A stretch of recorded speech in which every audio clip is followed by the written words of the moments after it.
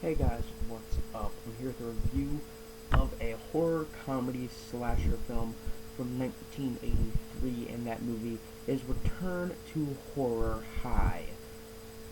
So, basically, this film is about a independent film crew going to a high school where murders were committed to make a film about the murders committed, and people in the cast and crew start to go missing.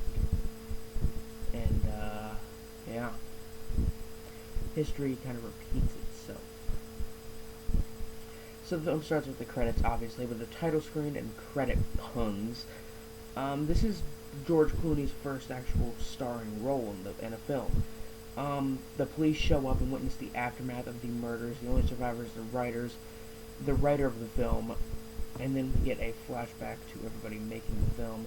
We meet the cast and crew of the film. George Clooney walks down an empty hallway towards a strange noise, and he's killed. So yeah. So the cop who actually investigated the murders is going to play Clooney's part, who was the cop. So the guy's playing himself. So the flashback continues on with Amos the janitor.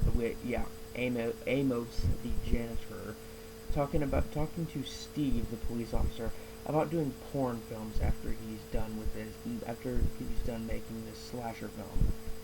And I would like to apologize right now because I'm going to apologize later, but I'd like to apologize for how choppy this rundown is because I was a little drowsy and distracted while writing it.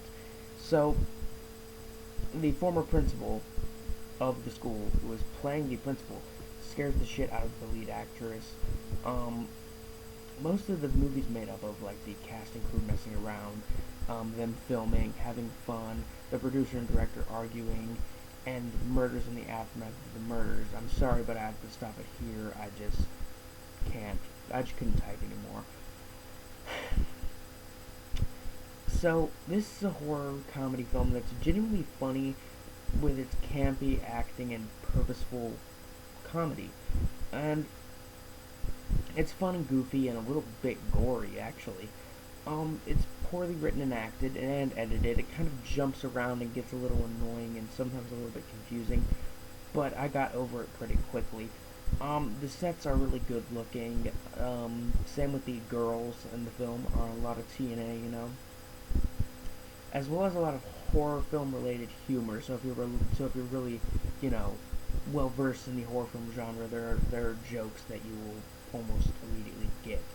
Um, if I could compare it to any film, I'd have to say it's similar to Student Bodies, except Return to Horror High isn't as airplane-ish as Student Bodies is. This is one of those mini movies that I rented off Netflix years ago, and I never really watched them. I watched like the first 10 minutes of this one before deciding it was a bad movie and sending it back. And I'm happy that I saw it on Netflix Instant Play and I gave it a watch because it is a fun movie, although it has a pretty decent amount of flaws. And I don't know what fandom or audience I can recommend this to, but it's a really good just horror flick on its own. Um, and on the gore meter, from 1 to 10, 1 being something like The Corpse Grinders and 10 being something like Brain Dead, this movie's at least a 6, a hard 6. Oh no, maybe not a hard 6, maybe like a 5.5, maybe even a 5. There's a lot of severed limbs in the film, which some of them are real, some of them are fake. They're on a horror movie set, so yeah. There's a lot of blood, same goes with that. And then there's a scene um, with a human dissection, which was actually kind of brutal for this film. I didn't really see that one coming. Um, and yeah, I was also looking on Netflix, just a side note, and as it turns out, Ichi the Killer is on Instant Play on Netflix. I didn't know that until just now. So if you guys ever wanted to check that out, it's on there. Same with the prequel to Ichi the Killer, which I'm going to have to check out sometime. Um, but yeah, I mean, if you have Netflix instant streaming and you're interested by this movie, definitely check it out. I mean, I can't say I can't really say it was a waste of time. I mean, towards the end it does get a little dull, but I can get over that. The ending is pretty cool though.